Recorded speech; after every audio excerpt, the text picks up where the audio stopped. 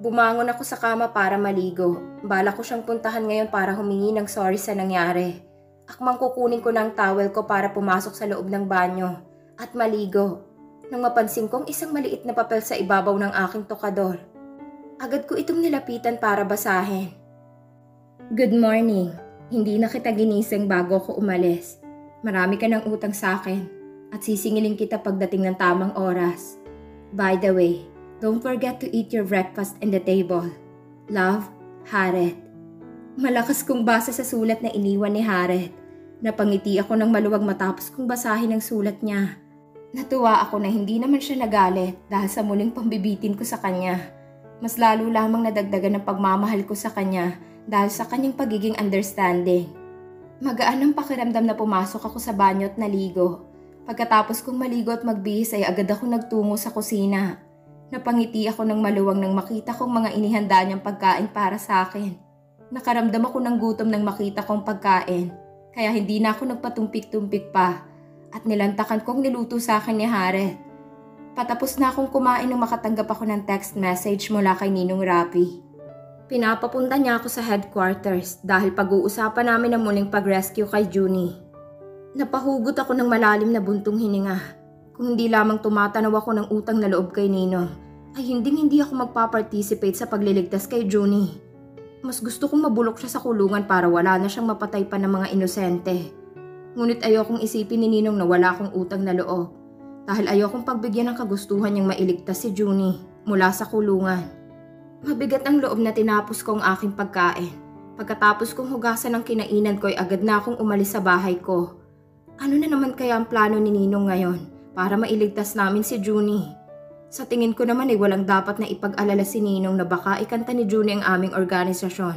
Dahil kung kakanta ito'y nung unang araw na nahuli ito'y nagsalita na tungkol sa BIS. Ngunit hanggang ngayon ay nananatiling tikom ang bibig nito kahit na anong pagtotorture ang gawin dito ng mga pulis. Sa part na ito'y bilib ako sa kanya. Dahil kung ako sigurong pinahihirapan ng mga pulis ay hindi ko yata makakaya na hindi magsalita at isiwalat ang tungkol sa BIS. Basang-basa ang damit ko at halos naliligo na ako sa pawis habang nakadapa sa lupa at hinihintay ang pagdaan ng sasakyan ng mga pulis kung saan nakasakay si Junie. Nakarating sa kaalaman ng BIS na hindi sa munting lupa ililipat ng kulungan si Junie, kundi sa isang espesyal na kulungan sa may Batangas. Ginawa raw ang kulungan na yon para sa mga miyembro ng BIS na mahuhuli ng mga pulis. Kumpleto raw ang facility ng kulungan, nalilipatan ni Junie. Lahat ng klaseng pang-torture ay makikita raw doon. Hindi na kayang paaminin ng mga pulis si Junie. Kaya nagdesisyon ng PNP na dalhin sa espesyal na kulungan na yon si Junie. Ang spy ni Ninong sa loob ng PNP ang nagtip din na ngayong araw ililipat si Junie.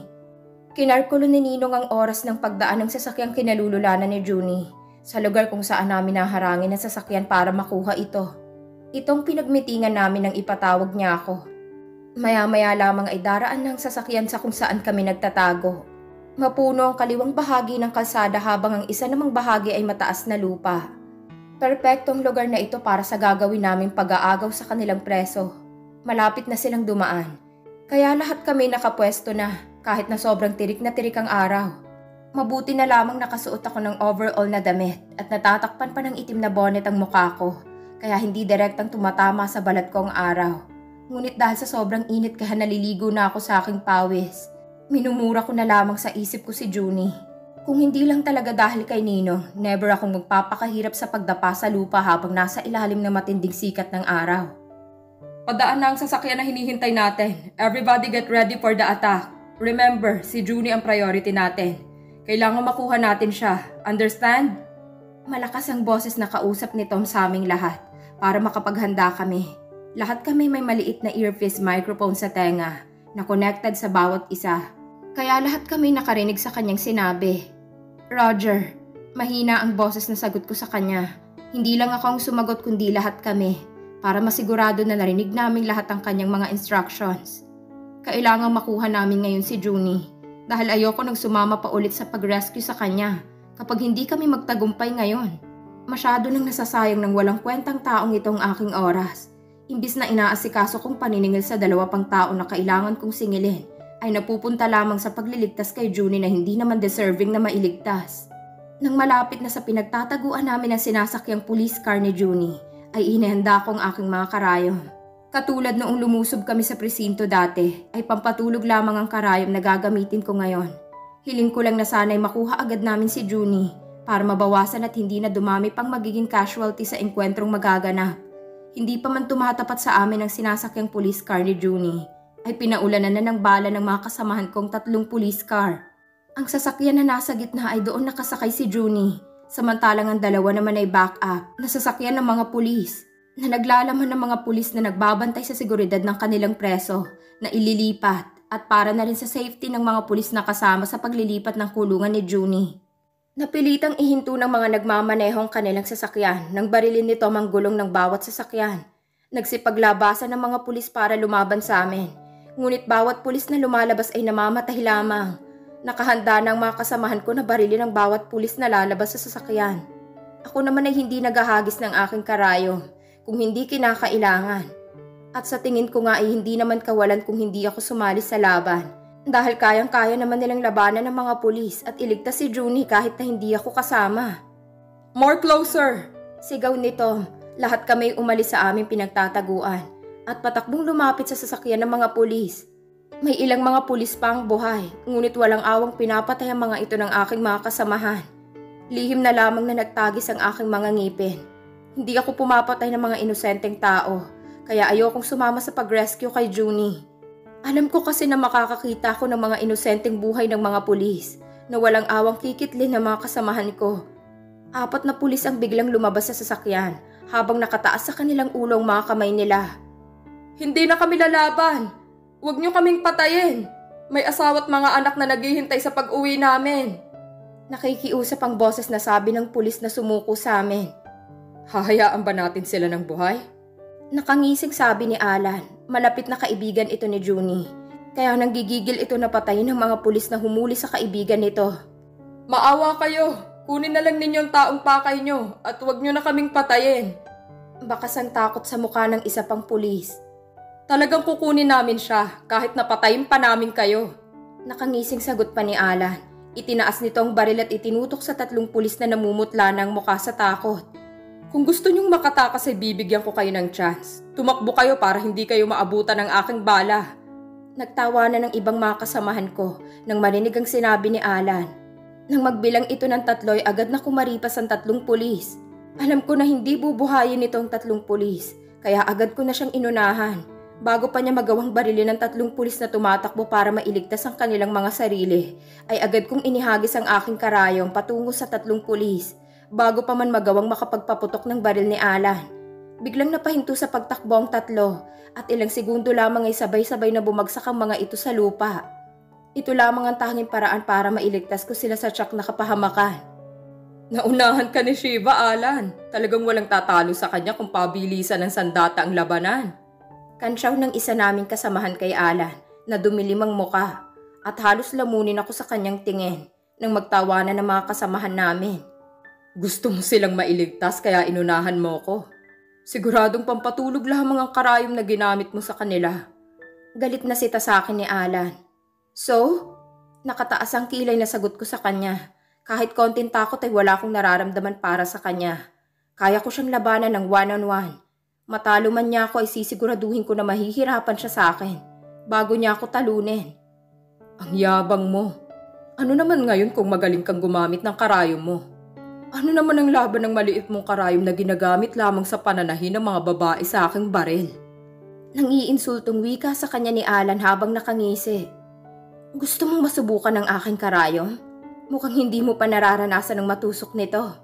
Naniningkit ang mga matang hamon niya dito. Napatigil sila sa pagsasagutan nang lumabas mula sa loob na sasakyan ng pulis ang nakangiting si Junie. "Tama na yan. Huwag na kayong mag-away. Ang mahalagay na iligtas niyo ako." Nakangiting saway ni Junie sa aming 2. Agad nitong nilapitan si Alan at niyakap na mahigpit. "Sa wakas ay malaya na ako. Maligayang paglabas mula sa kulungan, my friend." Nakangising sabi naman ni Alan matapos ko mawala sa pagkakayakap ni Junie. "Nakuha na natin ang target. Umalis na tayo sa lugar na ito bago pa dumating ang ibang mga pulis." Sabi ni Manolo na agad naman silang ayunan ng lahat. Naglakad kami papunta sa nakaparadang sasakyan namin na tinabunan lamang ng mga tuyong sanga at dahon ng kahoy. Ngunit ilang hakbang pa lamang ang nagagawa namin ay bigla kaming nakarinig ng putok ng barel. Agad akong lumingon at nakita kong isang dugoang pulis na may hawak na barel na nakatutok kay Junie. Hinagisan ko siya ng aking karayom bago ba siya makapamaril pa ng iba. Nang tingnan ko si Junie, tila naging estatwa ito pagkatapos ay dahan-dahang bumaba ang tingin nito sa sariling katawan. May tama pala ito ng baril sa tapat ng dibdib. Hindi na nito nakuhang makapagsalita dahil bigla na lamang itong natumba. Nang damhin ni Alan ang leeg ng kaibigan, ay natuklasan nitong hindi na humihinga si Junie. Junie! Galit na sigaw ni Alan. Tumayo ito at nilapitan ng pulis na bumaril kay Junie. Pagkatapos ay tinadtad ng bala ang katawan nito. Dahil sa matinding galit, napailing na lamang ako. Nasayang lamang ang effort namin para mailigtas siya. Siguro ay hanggang dito na lamang talaga ang kanyang buhay. Ang inaalala ko'y kung paano namin naharapin ang galit ni Ninong at ng ama ni Junie na isang mataas na members ng BAS. Tsak na magwawala sa galit kapag nalaman na napatay ang anak nito. Katulad ng hula ko'y nagwala nga ang ama ni Junie matapos nitong malaman na namatay ang anak nito habang inililigtas namin. Lahat kami pinagmumura ng ipinatawag kami lahat na kasama sa rescue operation. Ang dami nyo na mga skilled assassin, pero hindi nyo nagawang mailigtas ang aking anak. Mga inutil! Mga walang silbi! Galit na sigaw sa amin ng ama ni Junie na si William Jung. Isa itong businessman na half Korean, half Filipino. Isa sa mga matataas na miyembro ng BAS si Mr. Jung. At sa unang pagkakataon ay nagpakita siya sa amin ng kanyang mukha. Sa 5 matataas na members ng BAS ay tanging si Ninong lamang ang kilala namin ng personal. Ngunit hindi na ngayon dahil sa sobrang galit ni Mr. William Jung sa failed mission namin na mailigtas ang buhay ng kanyang anak. Ay hindi na nito inalintana na malaman namin ang kanyang identity. Sir, nailigtas na namin si Junie at paalis na sana kami. Ngunit hindi namin napansin na may isa pa palang pulis na hindi tuluyang namatay habang lahat kami ay nakatalikod at naglalakad na para umalis sa lugar na yon. Ay nagkaroon ng pagkakataon ng pulis na yon para barilin si Junie. Mahina ang boses na paliwanag ni Manolo. Halatadong kinakabahan ito sa harapan ng isa sa mga big boss ng BAS. Napailing ako ng bahagya. Bakit ito kinakabahan? Hindi namin kasalanan kung bakit hindi pala namatay ang pulis na bumaril kay Junie. Walang may kasalanan sa nangyari. Unexpected ang nangyari kaya walang dapat nasisihin. Gumagawa pa kayo ng palusot? Ang sabihin niyo'y sinadya niyong mapatay na gagong pulis na yun ang anak ko. Nagtalsikan ng maraming laway mula sa bibig ni Mr. Jung sa pagsigaw. Mga wala kayong silbi. Isa-isang binigyan ni Mr. Jung ng malakas na suntok sa dibdib ang lahat ng mga assassins na kasama sa pag-rescue kay Junie. Nang mapatapat siya sa akin ay matapang na sinalubong kong kanyang paningin. Hindi ako natatakot sa kanya. Hindi siyang nagbabayad sa trabaho namin, kundi ang mga kliyente.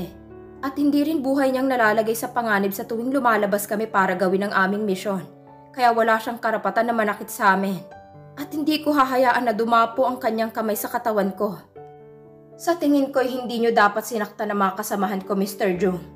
Wala naman silang kasalanan kung bakit nahuli ang anak mo ng mga pulis. At ngayon ay namatay. Dapat pa nga'y magpasalamat ka dahil sinubukan namin siyang mailigtas. Matapang ang loob na kausap ko sa ama ni Junie. Kitang-kita ko kung paano naningkit sa galit ang mga mata ng big boss na kaharap ko dahil sa aking sinabi. Ikaw ang assassin na pampatulog lamang ang ginamit sa mga pulis at hindi mo sila pinatay? Matigas ang boses na tanong niya sa akin. Bakit ko sila papatayin? Wala naman silang atraso sa akin. At si Junie lang naman ang kailangan namin kaya hindi na kailangan na patayin ko pa ang mga pulis. Confident na sagot ko sa kanya. Hindi ko alintanang matinding galit na nakikita ko sa kanyang mga mata. Shiva, stop it! Mabilis na saway sa akin ni Nino. Hurry up and apologize to Mr. Jung. Galit na utos niya sa akin. Bakit kailangan kong humingi ng tawad sa kanya, Ninong? Ano bang kasalanan ko sa kanya para humingi ako ng tawad? Sagot ko kay Ninong, pagkatapos ay nagkibit ng balikat. Ikaw ang dahilan kung bakit namatay ang anak ko! Sigaw ni Mr. Jung sa mukha ko, habang nanlilisik ang mga mata sa pagkakatingin sa akin. Tama, siya ang dahilan kung bakit namatay si Junie, Uncle. Kung pinatay lamang niya ang mga pulis at hindi pinatulog lamang ay hindi sila magkakaroon ng pagkakataong barilin si Junie. Panunulsol ni Alan sa ama ni Junie. Mukhang nais nitong sa akin lamang mabunto ng sisi sa pagkamatay ng kasamahan namin na anak pala ng isa sa 5 big boss ng BAS. Matalimang tingin na binalingan ko si Alan. Are you stupid? Ang pulis na bumaril kay Junie ay may tama ng barel. So ibig sabihin hindi ko siya nagamitan ng karayom. Hindi ka naman siguro bulag para hindi makita na tama ng baril ang nasa katawan ng pulis na yon bago niya binaril si Junie.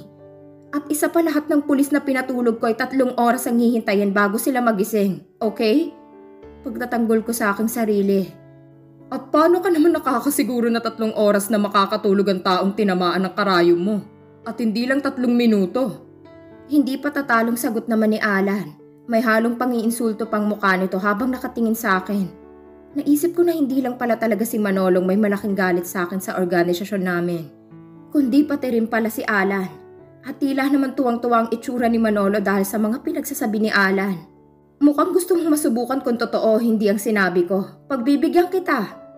Bago pa makapag-react si Alan ay mabilis ko nang naihagis ang isa kong karayom na nagtataglay ng pampatulog.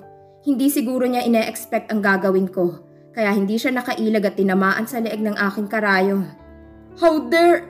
Hindi na natapos ni Alan ang kanyang sasabihin dahil bigla na lamang itong bumagsak sa sahig at nakatulog. Ngayon ay malalaman na nito na totoong 3 oras muna ang lilipas bago magising ang taong tinamaan ng aking karayom na may pampatulog. Agad namang binuhat ng katabi nito si Alan at pinahiga sa mahabang sofa na naroon sa loob ng opisina ni Ninong. Serves him right. Narinig kong sambit ni Tom na katabi ko sa linya. Para kasi kaming mga estudyanteng pinapila kanina ni Mr. Jung para parusahan. I'm sorry sa nangyari, Mr. Jung. Ngunit siguro hanggang doon lamang ang buhay niya. Kausap ko sa isa sa mga big boss ng BIS. Hindi mo pinapatay ang mga taong walang atraso sa'yo o di kaya hindi mo target. Kaya namatay ang anak ko. Hindi ka dapat naging assassin ng BIS. Madilim ang mukha na kausap sa akin ni Mr. Jung. Talagang desidido ito na ipasa sa akin ang sisi sa pagkamatay ng anak nito. Mr. Jung, hindi ako sumali sa BIS para basta-basta lamang pumatay. Kaya lamang ako naging assassin para makapaghiganti sa mga taong pumatay sa aking pamilya.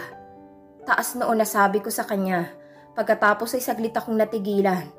Isa sa mga big boss ang taong kaharap ko, so malamang ay may alam din ito sa nangyaring assassination sa aming tahanan. Mr. Jung, isa ka pala sa mga big boss ng BIS. Kaya natitiyak ko na alam mo kung sino nag-utos para i-assassinate ang aking pamilya, right? Gusto kong malaman ngayon, sino-sino ang mga taong may kinalaman sa nangyari sa amin 6 years ago. Biglang nanglaki ang mga mata ni Mr. Jung at bahagya pang namutla ang mukha nito nang marinig ang aking sinabi. Napatitig ito sa akin na para bang may biglang naalala. Sa reaksyon niyang ito'y natitiyak ko na may kinalaman siya tungkol sa assassination sa aking pamilya.